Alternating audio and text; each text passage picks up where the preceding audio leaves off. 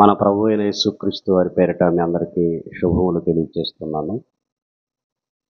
మరి ఈనాటి ఆరాధనకు దేవుని వాక్యాన్ని ప్రకటించడానికి ఆహ్వానించినటువంటి తమ్ముడు సివిటి క్రైస్ట్ చర్చ్ గుంతకల్లు ప్రిన్సిపల్గా దేవుని సేవ చేస్తున్న తమ్ముడు సురేష్ గారికి, సంఘమంతటికి ప్రభు పేరిట మీకు వందనాలు తెలియజేస్తున్నాను. ఇప్పటి వరకు మంచి మాటలు మనం విన్నాం. మరికొన్ని శ్రేష్టమైన మాటలు మనమంతా వినే ముందు ప్రార్థన చేసుకుందామండి. తలలోంచి కళ్ళు మూసుకోనండి. మమ్ములను అతిమిక్కిలిగా ప్రేమించిన తండ్రి, ఘనమైన మహోన్నతమైన మీ నామానికి మా హృదయపూర్వక కృతజ్ఞతాస్తుతులు చెల్లిస్తున్నాం. నాయన, గుంతకల్ క్రైస్ట్ చర్చ్ మీ పిల్లలందరితో కూడా కలిసి మీ అంతరంగంలో దాచబడిన వాస్తవాలు మేమంతా గ్రహించున్నట్లు సహాయం చేయండి తండ్రి.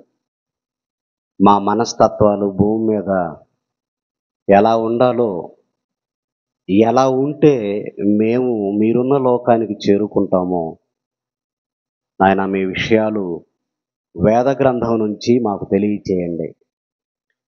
వాక్యానుసారమైన జీవితం మాకు ప్రసాదించండి. మా బ్రతుకులు మీకు మహిమార్థంగా ఉపయోగపడుటకు మీ కృప సహాయం మాకు దయచేయమని క్రీస్తు నామాన ఈ ప్రార్థన అడుగుచున్నాము తండ్రి, ఆమెన్. రైట్ ప్రియులారా, మరి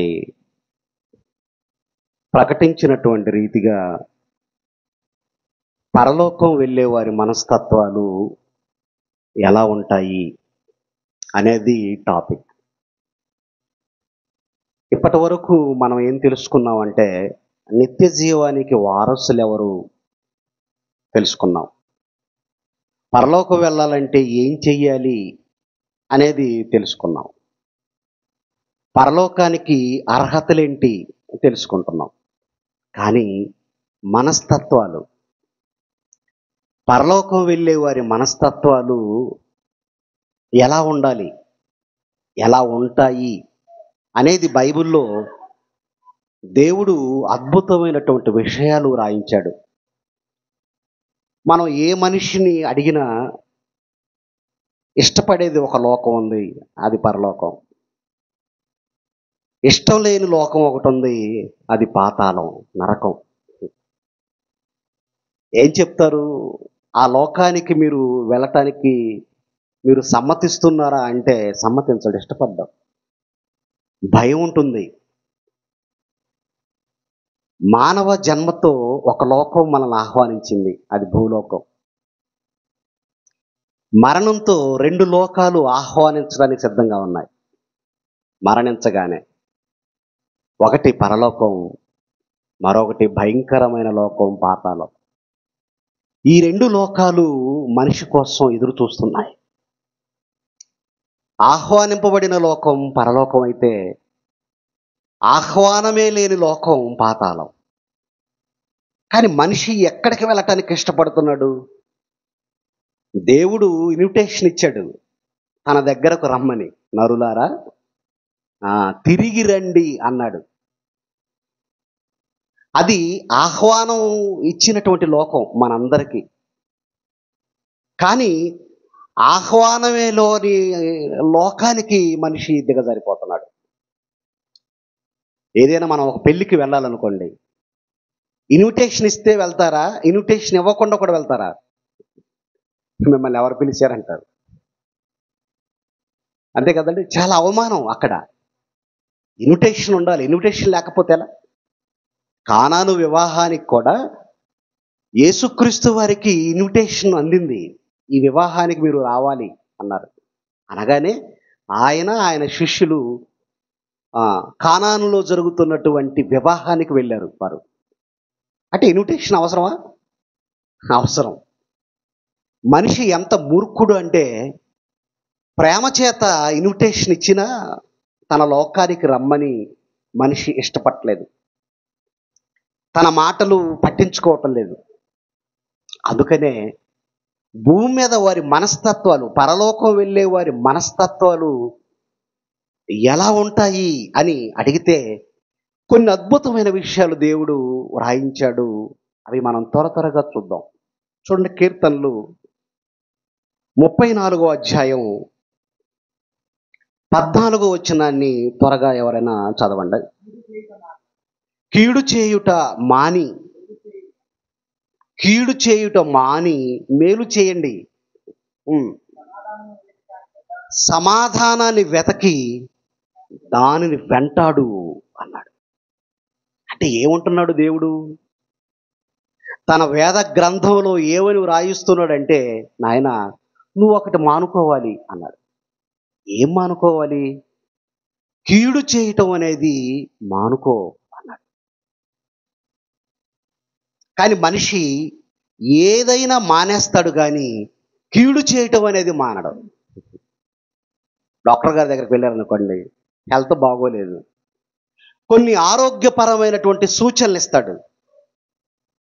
ఇదిగో ఈ కాయగూరలు మీరు తినకూడదు అంటాడు, వాటిని మానేస్తారు. ఈ ఆహారాలు మీరు తీసుకోకూడదు అంటాడు, వాటిని మానేస్తాడు.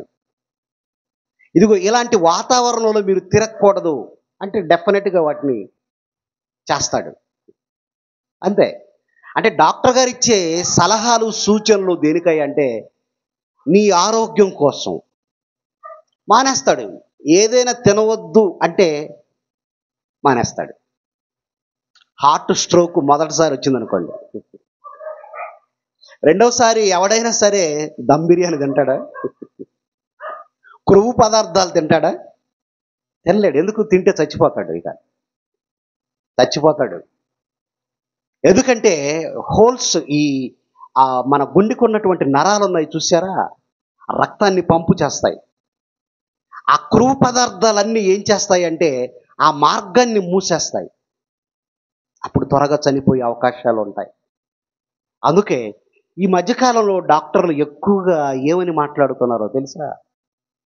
మీరు వారంలో కనీసం ఒక 2-3 డేస్, ఒక 3 రోజులైనా పర్లేదు, రోజంతా పర్వాలేదు, ప్రతిరోజైనా పర్వాలేదు అని మాట్లాడుతూ ఆయన ఏమంటున్నాడు అంటే, ఇదిగో మీరు సొరకాయ జ్యూస్ తీసుకోండి అంటున్నాడు. అది కొంతకాలం మీరు వాడండి. ఆ తర్వాత బూడిద గుమ్మడికాయ జ్యూస్ ఉంటుంది, అది మీరు కొంతకాలం వాడండి. కీర దోస ఉంటుంది, అది కొంతకాలం మీరు వాడండి. ఎక్కువగా మీరు మెడిసిన్ కనుక యూజ్ చేస్తే, ఇదిగో క్యారెట్ ఉంది, బీట్రూట్ ఉంది, ఫ్రూట్స్ ఎక్కువగా తీసుకోండి. ఎందుకంటే మీ బాడీలోకి వెళ్ళినటువంటి కెమికల్ అంతా బయటకు వచ్చేస్తుంది. అంతే కదండి, మందుల ప్రభావం ఎక్కువ ఉంటుంది కదండి.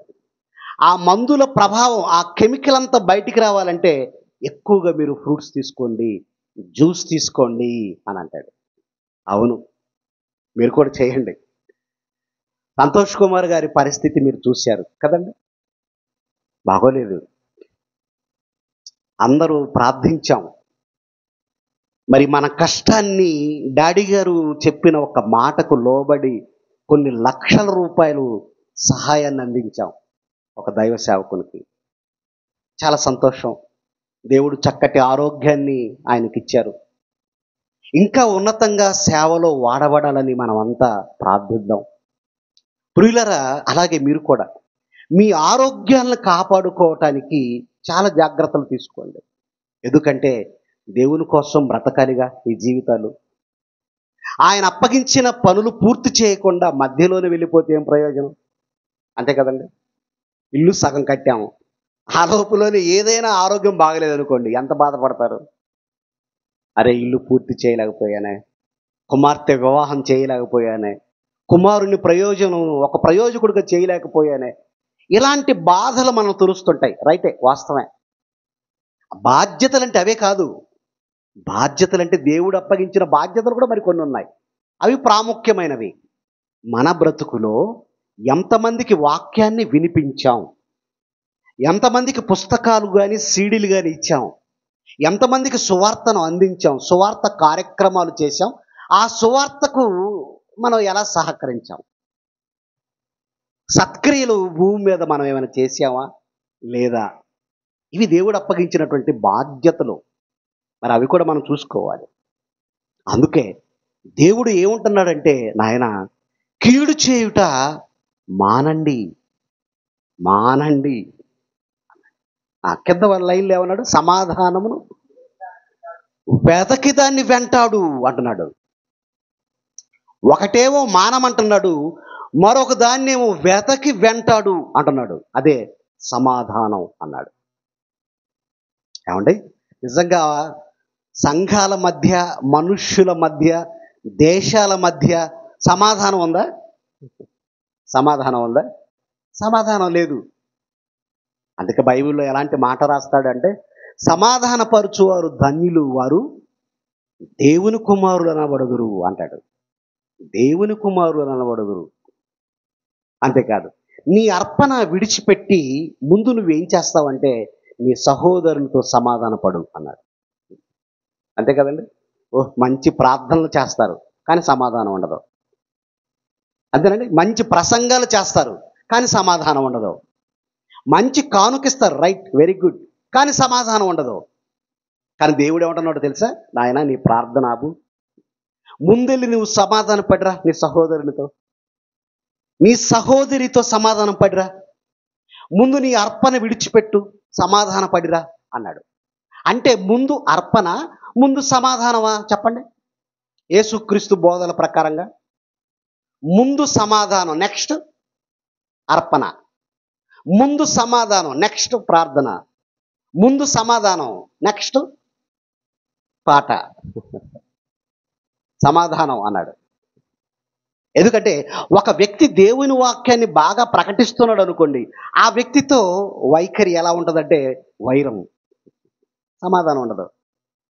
ఒక వ్యక్తి దేవుని పనిని భుజం మీద వేసుకొని బాధ్యతగా చేస్తున్నాడు అనుకోండి, నేను చేయలేనా అంటాడు. చేయి, తప్పులేదు, కానీ చేయడు, చేసేవారిని చెయ్యనివ్వడు. అసమాధానంగా బ్రతుకుతుంటాడు, అసమాధానంగా. మరి ఎలాంటివన్నీ ఉంటే ఎలా?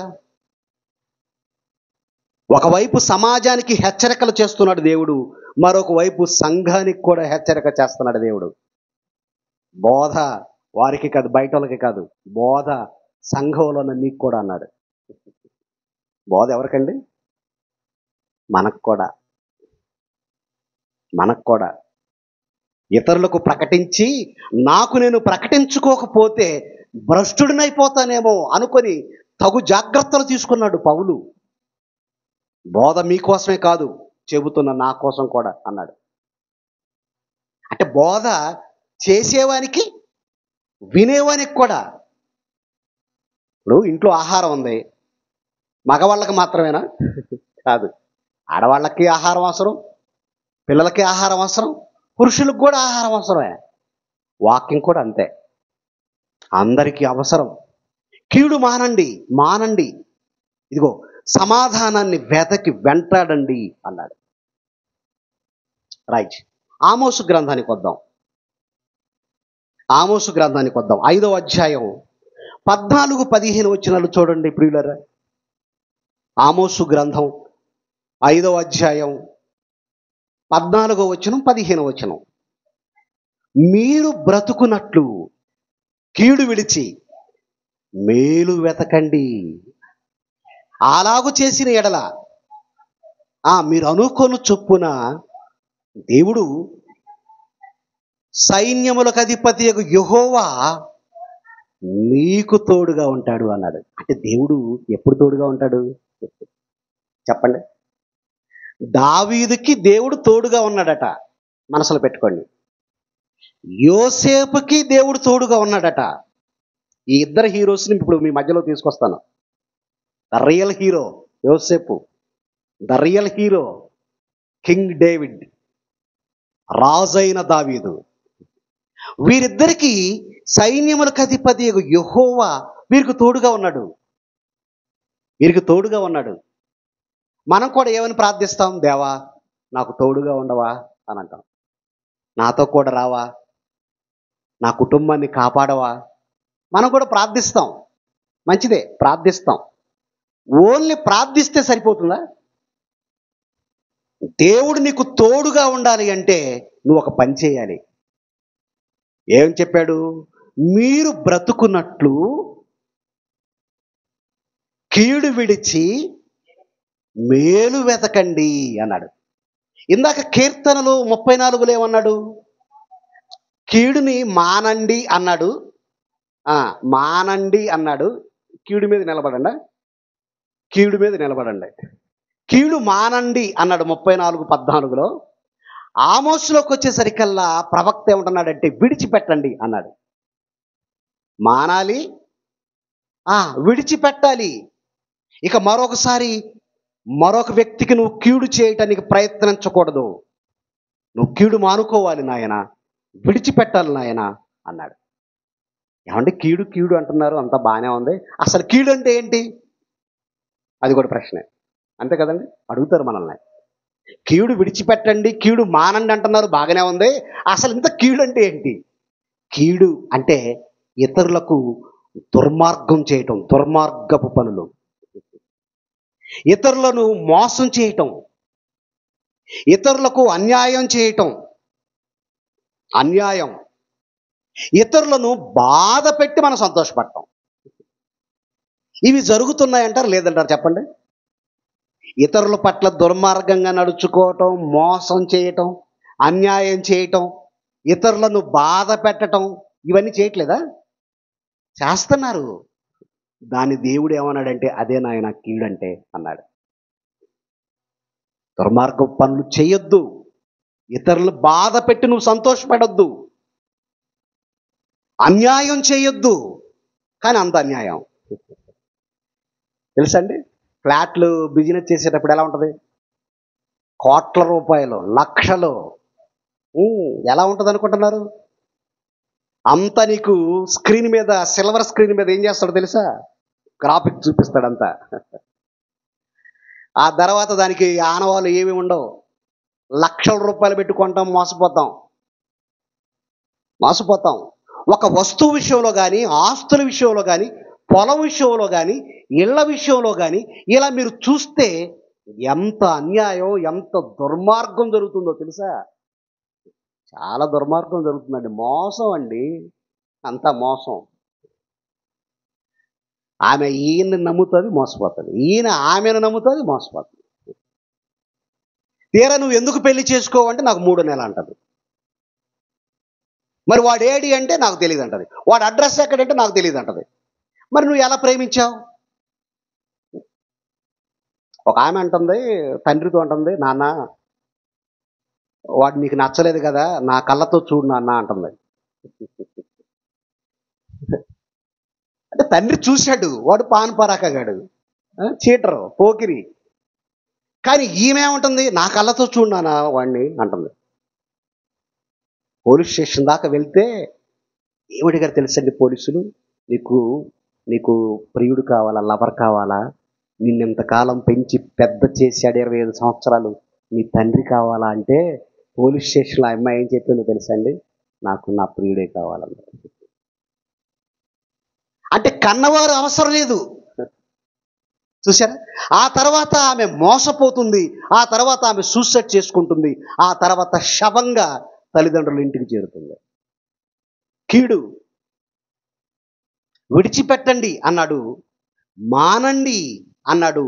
మీరు బ్రతకాలనుకుంటే కీడుని విడిచిపెట్టండి. మీరు బ్రతకాలనుకుంటే, నేను మీకు తోడుగా ఉండాలి అనుకుంటే ఇదిగో కీడుని విడిచిపెట్టండి, మానండి అన్నాడు. కొన్ని చరిత్రలో ఎవరైనా ఉన్నారేమో చూద్దాం. కీడుని విడిచిపెట్టిన వారు, కీడు చేయటం మానిన వారు ఎవరైనా ఉన్నారేమో త్వరగా కొన్ని విషయాలు చూద్దాం. చూడండి, ఆదికాండం ప్రియులరా, ఆదికాండం 50వ అధ్యాయం. ఆదికాండం 50వ అధ్యాయం 18 నుంచి 20 వచనాలు చదువుకుందాం. ఎక్కడి నుంచి చదివితే బాగుంటుందంటేనండి, కొంచెం ఒక్క నిమిషం.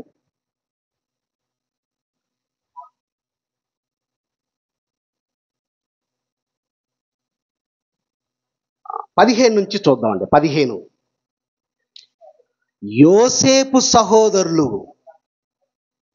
తమ తండ్రి మృతి పొందుట చూచి ఒకవేళ యోసేపు మన యందు పగబట్టి మనం అతనికి చేసిన కీడంతటి చొప్పున మనకు నిశ్చయముగా కీడు జరిగించుననుకొని. అన్నదమ్ములు ఎలా ఆలోచించారండి? మీకు తెలుసు కదండి, మీకు తెలుసు కదా. 17 సంవత్సరాల వయసులో యోసేపు గారికి 17 సంవత్సరాల వయసులో దేవుడు కొన్ని ప్రత్యక్షతలు ఇచ్చాడు, దైవ ప్రత్యక్షతలు. ప్రపంచానికి సంభవించబోయే భవిష్యత్తు యోసేపు గారికి చెప్పాడు. యోసేపుకు చెప్పాడు, కరువు వస్తుంది నాయన, ఆ కరువులో నువ్వు పోషింపబడతావు, నీ కుటుంబాన్ని పోషిస్తావు, అనేక మంది నీ చెంతకు నీ పాదాల దగ్గరకు వస్తారు అని చెప్పాడు దేవుడు. చెప్పాడా? చెప్పాడు. అది అన్నలతో చెప్పాడు, యోసేపు చెప్పాడు. మన పొలంలో పంట కోస్తున్నాం, కొన్ని పనలు నా పనను చుట్టుకున్నాయి అన్నాడు కదండి. ఎస్. ఆ తర్వాత మరొక కలలో సూర్య చంద్ర నక్షత్రాలు నాకు సాష్టాంగ పడ్డాయి అన్నాడు. అనగానే మరి యాకోబు గారి పిల్లలు 12 మంది కదండి. ఆ 12 మందిలో యోసేపు గారికి మాత్రమే దైవ ప్రత్యక్షతలు అనుగ్రహించబడ్డాయి. మిగిలిన అన్నదమ్ములు వచ్చి అంటారు, ఏంటి మన నాన్న, మన అమ్మ, మేము నీకు సాష్టాంగ పడతావా? అంటే నువ్వు మమ్మల్ని ఏలతావా అని అతని మీద చాలా పగబట్టారు. అతన్ని చంపాలి అని ప్రయత్నం కూడా చేశారు కదండి. చంపాలని ప్రయత్నం చేశారు. ఒక గోతిలో పడేశారు. ఒక దుష్ట మృగం యోసేపును తిన్నది అని యాకోబు ప్రేమించి కుట్టిన విచిత్రమైన వస్త్రం చూశారా, అంగి. అది ఈ దుష్ట మృగాలు తిన్నట్లుగా ఆ రక్తంలో దాన్ని ముంచి యాకోబుకు చూపించారు. ఎంత కీడు చేశారో చూడండి. యోసేపుకి చాలా కీడు తలపెట్టారు. ఏమండి? ఓకే, ఇదంతా ఓకే. ఆ తర్వాత ఫైనల్గా రూబేన్ అడ్డుకున్నాడు. ఈ రక్తాపరాధం మన మీద ఉండకూడదు, మన తమ్ముడిని మనం చంపకూడదు అని చెప్పి ఒక 20 వెండి తులాలకి మిద్యానీయులకి అమ్మేశారు. అంటే బానిసగా వెళ్ళిపోయాడు. వినండి, యోసేపు పరాయి దేశానికి బానిసగా వెళ్ళాడు. ఆ తరువాత జైలు శిక్ష అనుభవించాడు. ఆ తర్వాత అపరిచితుల మధ్య, తెలియని భాషల మధ్య నలిగిపోయాడు యోసేపు. ఇప్పుడు మీరంతా కర్ణాటక వెళ్ళారనుకోండి, వాళ్ళ భాష మీకు అర్థమవుద్దా? మీ బాధ వాళ్ళకి చెప్పగలరా? మీరు తమిళనాడు వెళ్ళారనుకోండి, వాళ్ళ భాష మీకు అర్థమవుతుందా? అర్థం కాదు. మరి అన్య భాషల మధ్యకు వెళ్ళి యోసేపు ఎలా బ్రతికుంటాడు? ఎంత కురింగిపోయి ఉంటాడు, ఎంత తలడిల్లిపోయి ఉంటాడు. కుటుంబానికి దూరం అయిపోయాడు, స్వదేశానికి దూరం అయిపోయాడు, అన్నదమ్ములకు దూరం అయిపోయాడు, బానిసగా వెళ్ళిపోయాడు, జైలు శిక్షను అనుభవించాడు కదా, ఎన్నో కష్టాలు అనుభవించాడు. మరి అనుకుని ఉండొచ్చు యోసేపు, ఎంత కీడు నాకు తలపెట్టారు అని కదండి.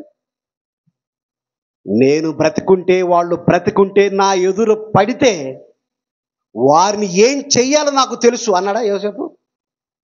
అది మనమైతే అనుకుంటాం, వీడు నాకు ఎంత కీడు చేశాడో, వీడు నాకు ఎంత దుర్మార్గం చేశాడో, వీడు నాకు ఎదురు పడకపోడు, నా చేతులు పడకపోడు, అప్పుడు వాడి సంగతి చూస్తాను అంటాం కదండి. ఇది స్టోరీ. యోసేపు గారి గురించి వ్రాయబడిన ఒక అద్భుతమైన చరిత్ర. ఎందుకు దేవుడు ఇలా రాసుకుంటూ వస్తున్నాడో ఇప్పుడు కొంచెం కిందికి వద్దామండి. 18 చూడండి, 18 చూడండి. మరియు అతని సహోదరులు పోయి అతని ఎదుట సాగిలపడి, ఇదిగో మేము నీకు దాసులమని చెప్పగా, యోసేపు భయపడకుడి, నేను దేవుని స్థానమందున్నానా. చూడండి ఏమంటున్నాడు, నేను దేవుని స్థానమందున్నానా అంటే మిమ్మల్ని ఎవరు క్షమించాలి? మిమ్మల్ని దేవుడే క్షమించాలంటున్నాడు. ఇక నా చేతికి దొరికెర్రా, మీ సంగతి ఎలా చూస్తానో చూడండి అన్నాడు యోసేపు. లేదు లేదు లేదు లేదు, అలా అనలేదు. కీడు చెయ్యాలని పగకు ప్రతీకారంగా పగను తీర్చుకోవాలని యోసేపు ఆలోచించలేదు. ఈరోజు అన్నదమ్ముల మధ్య పగ ప్రతీకారాలు లేవా? లేవండి? ఉంటాయి. ఎక్కడుంటాయి? పొలాల దగ్గర ఉంటాయి. ఎక్కడుంటాయి? ఆస్తుల దగ్గర, ఇళ్ళ దగ్గర ఉంటాయి. పొలం గట్లు దగ్గర ఉంటాయి. అవసరమైతే అన్నతల నరికిన వాడు కూడా ఉన్నాడు. ఏది ఈ నీళ్లు పెడుతుంటారు చూసారా పంటలకి? ఆ పంటలకి నీళ్లు పెట్టే దగ్గర పగ ప్రతీకారాలతో అన్నను చంపిన వాళ్ళు ఉన్నారు, తమ్ముడిని చంపిన వారు కూడా ఉన్నారు. కానీ యోసేపుని మనం చూస్తుంటే అన్నదమ్ముల మధ్య అన్నలు కీడు చేసిన వారికి ఏం చేశాడు? మేలు చేశాడు. మేలే చేశాడు. ప్రతీకారం తీర్చుకోలేదు. ఇంకొంచెం కిందికి రండి. మీరు నాకు కీడు చేయ ఉద్దేశించితిరి గాని నేటి దినమున అనగా బహు ప్రజలను బ్రతికించున్నట్లుగా అది మేలుకే దేవుడు ఉద్దేశించను గాని, కాబట్టి భయపడొద్దు. నేను మిమ్మల్ని, మీ పిల్లల్ని నేను పోషిస్తానని చెప్పి వారిని ఆదరించి ప్రీతిగా మాట్లాడాను. అంటే కీడు చేసిన అన్నలతో, అర్థమైందా? పగను పెంచుకున్న అన్నలతో, అన్యాయం చేసిన అన్నలతో ఎలా మాట్లాడుతున్నాడు? ఆదరిస్తున్నాడట. వాళ్ళని ఆదరించి ప్రీతిగా మాట్లాడుతున్నాడు. అంటే ఇష్టంగా మాట్లాడుతున్నాడు. కష్టంగా మాట్లాడుతున్నాడా? ఇష్టంగా మాట్లాడుతున్నాడా? చాలా ఇష్టంగా మాట్లాడుతున్నాడు. నేను మిమ్మల్ని, మీ పిల్లల్ని పోషిస్తాను. ఇకపోతే ఆ దేవుడే మిమ్మల్ని క్షమిస్తాడు. ఎందుకంటే నేను దేవుని స్థానంలో లేను అని యోసేపు ఏం చేశాడో తెలుసా? అన్నలు చేసిన కీడుని మర్చిపోయాడు. గుర్తుపెట్టుకోండి. అంటే పరలోకం వెళ్ళే వారి మనస్తత్వాలు ఎలా ఉంటాయి అంటే, ఇతరులు నీకు కీడు చేసినా నువ్వు మరచిపోవాలి. ఇది పరలోకం వెళ్ళేవారి మనస్తత్వాలు. అవునంటారా కాదంటారా? యోసేపు పరలోకపు హక్కును పొందాడా పొందలేదా? పొందాడు. నీతిమంతుడు కదండి యోసేపు. ఫలించెడు కొమ్మ కదండి. యెహోవా ఆయనకు తోడుగా ఉన్నవాడు కదండి. యోసేపుని ఎందుకు వదులుకుంటాడు? అంటే భూమి మీద యోసేపు ఎలా బ్రతికాడు, యోసేపు మనస్తత్వం ఎలా ఉంది అంటే ఇతరులు చేసిన కీడును మరచిపోయాడు. రాసుకోండి. ఇతరులు చేసిన కీడును మరచిపోయాడు. ఎంత మంచి మనస్తత్వం యోసేపుది. ఇప్పుడు మనకు కూడా ఎవరైనా కీడు తలపెట్టారనుకోండి, కీడుకు ప్రతి కీడు చేస్తారా? మరచిపోతారా? మీరు కీడుకు ప్రతి కీడు చేశారనుకోండి, పరలోకం వెళ్ళే వారి మనస్తత్వాలు బైబిల్ అలా లేవు. ఇతరులు కీడు చేస్తే మరచిపోమంటుంది బైబిల్. అది పరలోకం వెళ్ళే వారి మనస్తత్వాలు. యేసుక్రీస్తు కూడా మీకు ఒక ఉదాహరణ అండి. ఎంత కీడు తలపెట్టారండి కదండి. అన్యాయపు తీర్పు నొందిన వాడై అని ఉంటుంది బైబిల్లో కదా. అన్యాయపు తీర్పు నొందిన వాడై అని ఉంటుంది. ఎన్నో కొరడా దెబ్బలు, ముఖం మీద ఉమ్ములు, చెంపలు పగలగొట్టారు, వీపును చీల్చారు, తలకు ముండ్ల కిరీటం పెట్టారు, ప్రక్కలో బల్లెపోటును దించారు, కాళ్ళు చేతులు మేకులతో బెగ్గొట్టారు. అలాంటి పరిస్థితుల్లో కొర ప్రాణంలో ఉండి యేసుక్రీస్తు పలికిన మాట ఏంటో తెలుసా? తండ్రి, వీరేమి చేయుచున్నారో వీరెరుగరు గనుక వీరిని అర్జెంటుగా చంపేయి. నేను నీ ప్రియకుమారుణ్ణి, నేను లోకరక్షకుణ్ణి, మోషే ప్రవచించిన గొప్ప ప్రవక్తని అన్నాడా? ఆ అతిశయం ఎక్కడ లేదు యేసుక్రీస్తుకి. కాళ్ళు కడుగుతాడు ఆయన. ఏం కడిగాడు? ఇస్కరియోతు యోధ అప్పగిస్తాడని తెలిసి కడిగాడా? తెలియకనే కడిగాడా? ఇస్కరియోతు యోధ అప్పగిస్తాడని తెలిసి రోమా ప్రభుత్వానికి అప్పగిస్తాడని తెలిసి కూడా యోధా ఇలా రా అన్నాడు. ఈ పాత్రలో నీ కాళ్ళు పెట్టు అన్నాడు. కాళ్ళు కడిగేశాడు. అంటే ఎంత తగ్గింపు స్వభావం, ఎంత చక్కటి మనస్తత్వం యేసుక్రీస్తుది, ఎంత తగ్గింపు. అంతేకాదు, వీరేమి చేయుచున్నారు వీరు ఎరుగరు గనుక వీరిని క్షమించు అన్నాడు. మనస్ఫూర్తిగా క్షమించాడా, లేకపోతే ఏదో పెదాల మీద బ్రదర్ నన్ను క్షమించను, క్షమించాను లేకో అలా కాదు, హృదయపూర్వకంగా క్షమించాలట. యేసుక్రీస్తు అండి హృదయపూర్వకంగా క్షమించాడు. మనం కూడా ఎలా క్షమించాలి అనేది బైబిల్లో ఉంది. చూడండి, మత్తయి రాసిన సువార్త 18వ అధ్యాయం 35. మత్తయి రాసిన సువార్త 18వ అధ్యాయం 35. మీలో ప్రతివాడును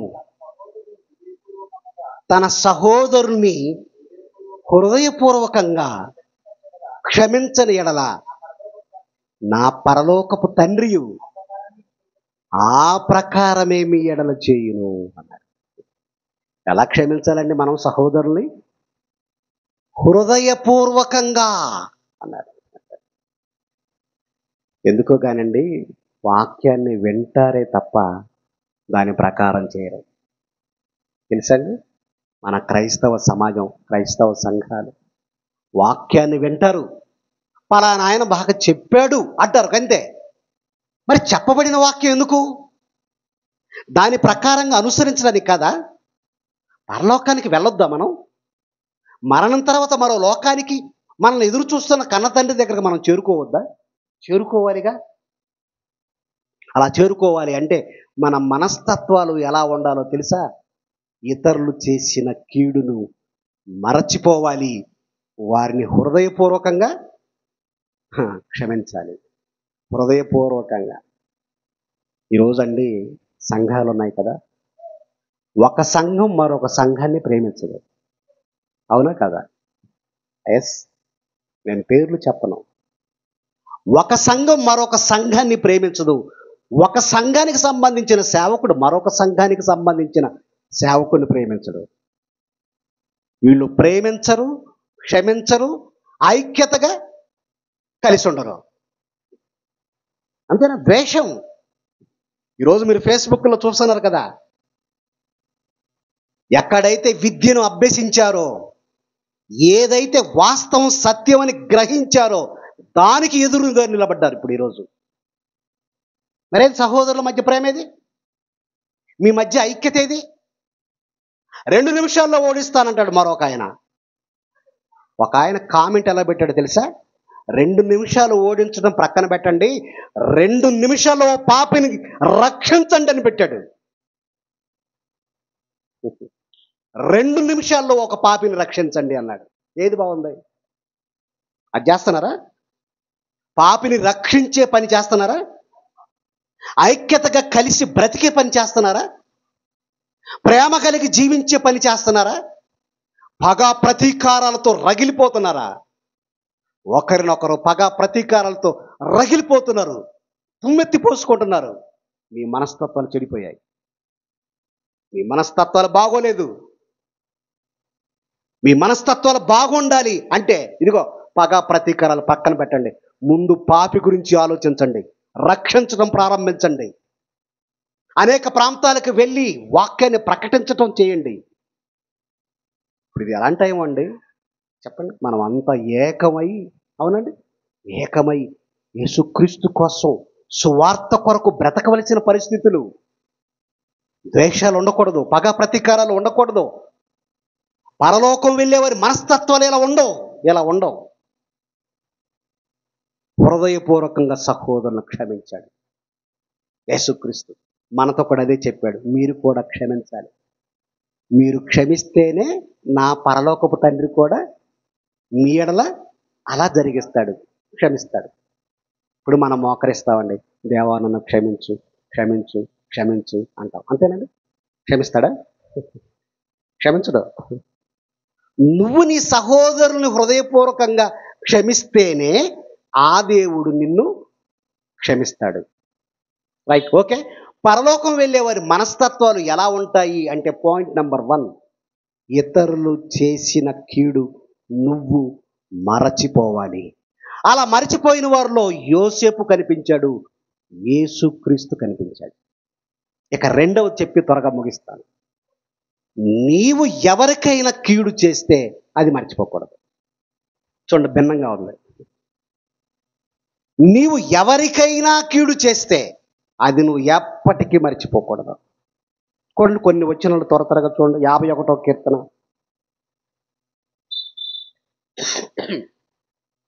9వ వచనం చూడండి ప్రియులారా. కీర్తనలు 51వ అధ్యాయం 9వ వచనం. నా పాపములకు విముఖుడవు కమ్ము, నా దోషములన్నిటిని తుడిచివేయము.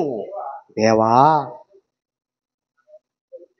నా యందు శుద్ధ హృదయము కలుగు చేయుము, నా అంతరంగములో స్థిరమైన మనస్సును నూతనంగా పుట్టించు, నీ సన్నిధిలో నుండి నన్ను త్రోసివేయొద్దు. పశ్చాత్తాపంతో రాస్తున్న కీర్తన ఇది కదండి. 51వ కీర్తన పై వచనాల్లో మీరు చదివితే ఏమండి, ఊరియా కుటుంబంలో దావీదు చేసిన కీడు. యుద్ధంలో ఏం చేశాడో తెలుసా అండి? ఊరియాని ముందు పెట్టాడండి. యుద్ధంలో ఎవరు నిలబడాలి అంటే యోధులు, సైన్యాధిపతులు, రాజు నిలబడాలి ముందు, సైన్యానికి ముందు. కానీ ఆ యుద్ధంలో ఆ సైన్యంలో ముందు ఎవరు నిలబెట్టాడు దావీదు? ఊరియాని నిలబెట్టాడు. ఊరియాని చంపేశాడు, మర్డర్ చేశాడు కదండి. అంతే. హత్య చేయించాడు అంటే అర్థం ఏంటి? చేసినట్లే, హత్య చేసినట్లే, నరహత్య. ఊరియాను చంపటానికి కుట్ర చేశాడు, అతని కుటుంబానికి కీడు చేశాడు. ఆ తరువాత ఆయన భార్య బెషబాను తీసుకొచ్చాడు. ఇది కీడు కాదండి? ఊరియా కుటుంబానికి చేసిన కీడు కదా? ఎస్, కీడు. అందుకే అంటున్నాడు, నీ సన్నిధిలో నుండి నన్ను త్రోసివేయొద్దు, నీ రక్షణానందం నాకు మరలా పుట్టించు. నేను తప్పు చేశాను, నీకు చాలా ద్రోహం చేశాను, నేను చాలా పాపం చేశాను తండ్రి, నన్ను క్షమించాలి తండ్రి అన్నాడు. పశ్చాత్తాపంతో దేవుడి సన్నిధిలో ఉన్నాడు. అంటే పాపం చేసినప్పుడు ఎలా ఉండాలండి దేవుడి సన్నిధిలో? చెప్పండి, ఎలా ఉండాలి? కళ్ళ నిండా కన్నీళ్ళు ఉండాలి, హృదయం అంతా బరువు ఎక్కాలి, మోకాళ్ళ మీదకి వెళ్ళిపోవాలి, మనస్ఫూర్తిగా క్షమించమని దేవుణ్ణి వేడుకోవాలి. పశ్చాత్తాపడుతున్నాడు. ఎలా పశ్చాత్తాపడుతున్నాడో కీర్తనలు 6లోకి రండి. ఒక దివ్యమైనటువంటి వచనం అక్కడ వ్రాయబడింది. దావీదు చేసినటువంటి ఆ తప్పు, ఆ పాపం విషయంలో ఆయన ఎంత దేవుని కోసం ప్రాయశ్చిత్తం కోరుకుంటున్నాడో వ్రాయబడింది. కొన్ని వచనాలు చదివి ముగించుకున్నాం. కీర్తనలు 6వ అధ్యాయము 7వ వచనాన్ని 6వ వచనాన్ని చూద్దాం. 6వ వచనం. నేను మూలుగుచు అలసి ఉన్నాను, ప్రతి రాత్రి కన్నీరు విడుచుచు. ఏమన్నా ఒక్క రాత్రి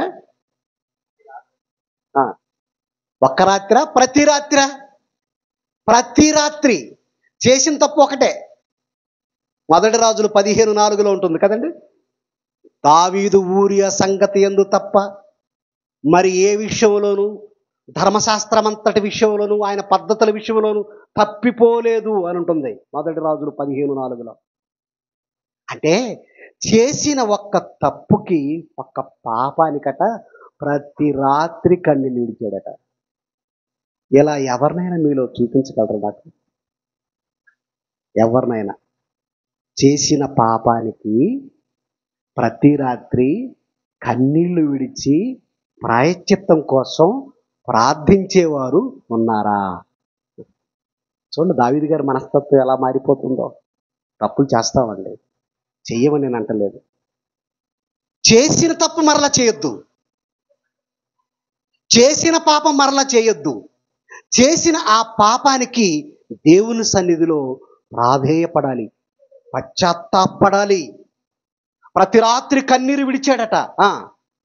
నెక్స్ట్, నా పరుపు తేలజేయుచున్నాను, నా కన్నీళ్ల చేత నా పడక కొట్టుకొని పోవుచున్నది. అంటే ఎంతగా ఏడ్చాడండి? పడక కొట్టుకొని పోవటం అంటే అర్థం ఏంటి? ఏదైనా ఒక ప్రవాహం వరదకి పడకలు కొట్టుకొని పోతాయి కదండి. మన మధ్యకాలంలో వచ్చిన వరదలకి మరి ఒక పెద్ద బడ్డీ కొట్టుకుంటూ వచ్చిందండి. గేదెలు కొట్టుకుంటూ వెళ్ళిపోయాయి, బీరువా కొట్టుకుంటూ వెళ్ళిపోయింది, డబర్కాట పెట్టి కొట్టుకుంటూ వెళ్ళిపోయింది. ఆ యనమదల కుదురు ఆ ప్రాంతానికి విజయవాడ వచ్చేసరికల్లా ఈ బడ్డీ కొట్టు ఒక ఆయన చూసి ఏం చేశాడు తెలుసా? ఆ బడ్డీ కొట్టు మీద పడి దాన్ని ఒడ్డుకు చేర్చాడు. ఎందుకు? వాడుకుందామని. చేరిస్తే అందులో ఒక ముసలమ్మ ఉంది బడ్డీ కొట్లో. ఏమండి, ఆమెను స్పృహలో లేపి స్పృహలోకి తీసుకొచ్చి మంచినీళ్ళు పట్టించిన తర్వాత ఈ బొడ్డుకున్న చెంగుని తీసి డబ్బులు చూసుకుంటుంది. అసలు నేను ఏమైపోయాను, ఈ వరదలో నేను ఎక్కడ చచ్చిపోయిన ఆలోచన లేదు. బడ్డీ కొట్టుతో సహా కొట్టుకుపోయింది కదా, నా ప్రాణాలు దేవుడు కాపాడాడు కదా. అది కాదు, ఆమెకు ఆ ఆలోచన లేదు. నేను చచ్చిపోయాను బ్రతికన్న ఆలోచన లేదు. డబ్బులున్నాయా లేవో చూసుకుంటుంది. అంటే వృద్ధాప్యంలో కూడా ఏంటి ఆలోచనలో? డబ్బేనా? దేవుడు వద్దా? దేవుని ఆలోచనలు వద్దా? కన్నీళ్ళ చేత పడక కొట్టుకొని పోవటం అంటే ఏంటంటేనండి, అంతగా ఏడ్చాడట దావీదు. అలంకార రూపంగా చెప్తున్నాడు, నేను చేసిన ఒక్క పాపానికి నా పరుపు తేలేటట్లుగా ఏడ్చాను దేవుని సన్నిధిలో అంటున్నాడు. మరి దేవుడు క్షమించడా? చెప్పండి, క్షమించడండి? క్షమిస్తాడండి. ప్రతి రాత్రి కన్నీళ్లు విడిచాడు అంటే పశ్చాత్తాపంతో విరిగి నలిగిన మనసుతో దేవుణ్ణి వేడుకుంటున్నాడు అంటే దేవుడు అంత కఠినుడు కాదండి, అంత కసాయుడు కాదు. క్షమిస్తాడు. దావీదుని క్షమించాడు. ఇక బషవ విషయంలో ఆయన అలా చేశాడు అంటే మరొక అవకాశం కూడా అపవాది కలిగించింది. అది ఒక్కటి చూసి ముగిద్దామండి. చూడండి, మొదటి రాజుల గ్రంథం 1వ అధ్యాయం. రాజుల మొదటి గ్రంథం 1వ అధ్యాయం. మొదటి వచనం నుంచి చూడండి ప్రియులరా, 5వ వచనం వరకు. రాజైన దావీదు బహువృద్ధుడు కాగా సేవకులు అతనికి ఎన్ని బట్టలు కప్పినను అతనికి వెట్ట కలుగక ఉండెను. కాబట్టి వారు, మా ఏలిన వాడు రాజునకు నీ కొరకు తగిన చిన్నదాన్ని వెదకుట మంచిది. ఆమె రాజైన నీ సముఖము నుండి నిన్ను ఆదరించి వెట్ట కలుగుటకు నీ కవుగిట్లో పండుకొన్నని చెప్పి ఇశ్రాయేలీల దేశపు దిక్కులన్నిటిలో తిరిగి ఒక చక్కని చిన్నదాన్ని వెతకి అబీషగు అను షూనేమీయురాల్ని చూసి, ఏ రోగం వచ్చింది వృద్ధాప్యానికి వచ్చేసరికల్లా? వెట్ట. ఏమండి, ఆ రోగానికి, ఆ వైద్యానికి మందు ఏంటయ్యా అనంటే ఒక వయస్సులో ఉన్నటువంటి ఒక చిన్నదాన్ని తీసుకొచ్చి ఆయన కౌగిట్లో పడుకోబెట్టాలి. వైద్యం ఇది వైద్యం. అంతే. అభిషేకను ఒక షూనేమీయురాలను తీసుకొచ్చారు.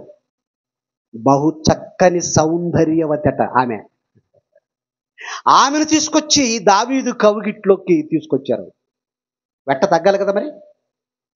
బాగా చలి వచ్చేసింది అనుకోండి, ఒళ్ళంతా చల్లబడుతుంది అనుకోండి, మన వాళ్ళు ఏం చేస్తారు? పసుపు అరికాళ్ళకేసి మర్దన చేస్తారు, అరచేతుల్లో మర్దన చేస్తుంటారు. ఎందుకంటే వేడి పుట్టాలి, వేడి పుట్టకపోతే చచ్చిపోతాం.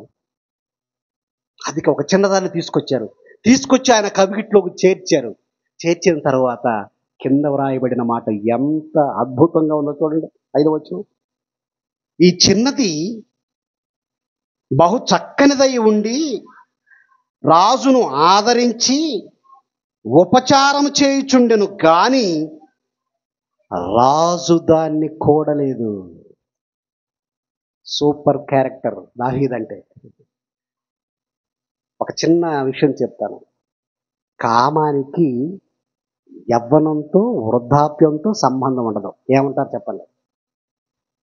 నేను అచ్చమైన తెలుగులో చెప్తున్నాను. కామానికి యవ్వనమని, వృద్ధాప్యమని, వయస్సు తారతమ్యాలు ఉండవు. మరి ఈ అభిషేకం అనేది సౌందర్యవతి అయితే, బహు చక్కనిదైతే తీసుకొచ్చి దావీదు దగ్గర పెడితే దావీదుకి ఏం జ్ఞాపకం వస్తుంది తెలుసా? ఇంతకు ముందే ఒక వెధవ పని చేశాను, ఇంతకు ముందే ఒక తప్పు చేసి దేవుణ్ణి ఆయాస పెట్టాను, ఇక తప్పు చేస్తే దేవుడు నన్ను క్షమించడు, ఆయనున్న లోకానికి నన్ను రానివ్వడం, ఊరియా కుటుంబానికి చేసిన కీడు నేను అంతా ఇంత కాదు, మరొక కీడు నేను చేయకూడదు, మరొక పాపం చేయకూడదు అన్నాడు. ఆమెను కూడలేదు అన్నది బైబిల్లో. అది బూత్ కాదండి, నీతి. పరికి మారిన వాళ్ళకి ఇవి ఎలా కనపడతాయి? బూతులా కనపడతాయి. అది నీతి, దావీదు నీతి అది. ఆమెను కూడలేదు అంటే దావీదు గారి మనస్తత్వం ఎలా ఉంది? ఇతరులకు చేసిన కీడు ఎప్పటికీ మరచిపోక ప్రతి రాత్రి కన్నీళ్లు విడుస్తూ పాపం కోసం ప్రాయశ్చిత్తం చేసుకున్నాడు. ఒక చక్కని దానిని, అభిషేకు దాన్ని తీసుకొచ్చి కౌగిట్లోకి చేర్చినా ఆమెను ఆశించలేదు, ఆమెపై కన్ను వేయలేదు, ఆమెను కావాలని కోరుకోలేదు. సూపర్ క్యారెక్టర్ దావీదు. మీరు అలాంటి దావీదు పరలోకానికి వెళ్ళడా? మొదటి దినవృత్తాంతాలు 17:11 చూడండి. దినవృత్తాంతాల మొదటి గ్రంథం 17వ అధ్యాయం 11వ వచనం చూడండి ప్రియులరా, ఎంత మంచి మాట ఉందో. ముగిద్దాం. దావీదుతో అంటున్నాడు దేవుడు, నీ జీవిత దినములు తీరి నీ పితరుల యొద్దకు నువ్వు చేరునప్పుడు. చూశారండి ఏమంటున్నాడు? దావీదు బ్రతికొండగానే దేవుడు అంటున్నాడు, నీ జీవిత దినములు తీరిపోతాయి దావీదు, ఆ తర్వాత నేను ఏమైపోతానని కంగారు పడద్దు, నీ పితరుల యొద్దకు నువ్వు చేరుకుంటావు అన్నాడు. పితరులు ఎక్కడున్నారు? పరదేశిలో ఉన్నారు. రెస్ట్ అండ్ పీస్, విశ్రాంతిలో ఉన్నారు. నీతిమంతులున్న లోకానికి దావీదు తరలిపోయాడు. దావీదు దేవుని సంకల్పం చొప్పున తన తరము వారికి సేవ చేసుకుంటూ వచ్చాడు. అంతేనా? సేవ చేసుకుంటూ వచ్చాడు. మరొక వైపు క్యారెక్టర్ని కాపాడుకుంటూ వచ్చాడు. పరలోకం వెళ్ళేవారి మనస్తత్వాలు ఎలా ఉంటాయండి? ఇతరులకు చేసిన కీడు మరచిపోకుండా, మరలా పాపం చేయకుండా, క్యారెక్టర్ని కాపాడుకుంటూ, దేవుని సేవ చేస్తూ, అనేకులు దేవుని వైపు మళ్ళిస్తూ తన జీవితాన్ని ముగించుకున్నాడు. అందుకే అన్నాడు దేవుడు, నీ జీవిత దినములు తీరిన తర్వాత నువ్వు పితరుల యొద్దకు నువ్వు చేర్చబడతావు అన్నాడు. బ్రతికొండగానే ఆ లోకాన్ని సంపాదించుకున్నాడు. కనుక ప్రియులరా, పరలోకం వెళ్ళేవారి మనస్తత్వాలు ఎలా ఉంటాయి? నెంబర్ 1, ఇతరులకు నీకు కీడు చేస్తే అది నువ్వు మర్చిపోవాలి.